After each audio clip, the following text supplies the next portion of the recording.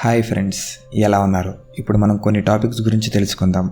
What is programming language, advantages of Python, why Python, opportunities in the field of Python language. ముందుగా మనం కొన్ని terms గురించి తెలుసుకుందాం. అసలు సాఫ్ట్వేర్ అంటే ఏంటి? What is software? Software is set of instructions to the hardware. Next, what is programming? అసలు programming అంటే ఏంటి? Programming means writing the instructions, and these instructions are called code. What is programming language? We should give instructions in a language that the computer understands. This language is called programming language. Next, what is syntax? Syntax is similar to the grammar rules in English, Hindi, or like any other language. Each programming language has a unique set of rules. These rules is called syntax. ఇప్పుడు కొన్ని popular programming languages చూద్దాం. Python, Java, C++, ఇలా 700 పైగా languages ఉన్నాయి. ఇన్ని languages ఉన్నాయి కదా, అన్నీ నేర్చుకోవాలా అంటే అక్కర్లేదు. ఏదైనా ఒక లాంగ్వేజ్ కంప్లీట్ గ్రిప్తో నేర్చుకుంటే చాలు. ఒక లాంగ్వేజ్ నేర్చుకుంటే ఆటోమేటిక్గా మిగతా లాంగ్వేజెస్ అర్థమైపోతాయి. వీటిల్లో Python mostly used programming language and on demand language. Why Python? పైథానే ఎందుకు? Python is a versatile language.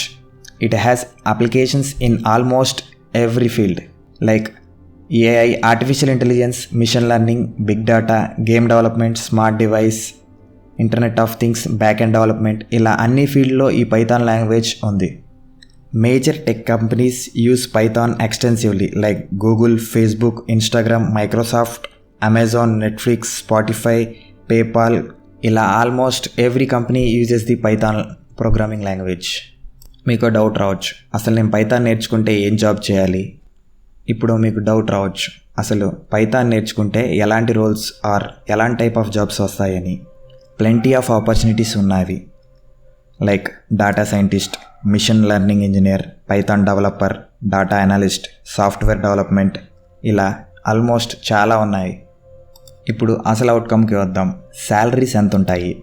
Huge salaries. Like ఒరాకిల్లో అయితే 18 lakhs per annum, అమెజాన్లో అయితే 22 lakhs per annum. ఇండియాలో అయితే శాలరీ పర్ యానం 6 lakhs.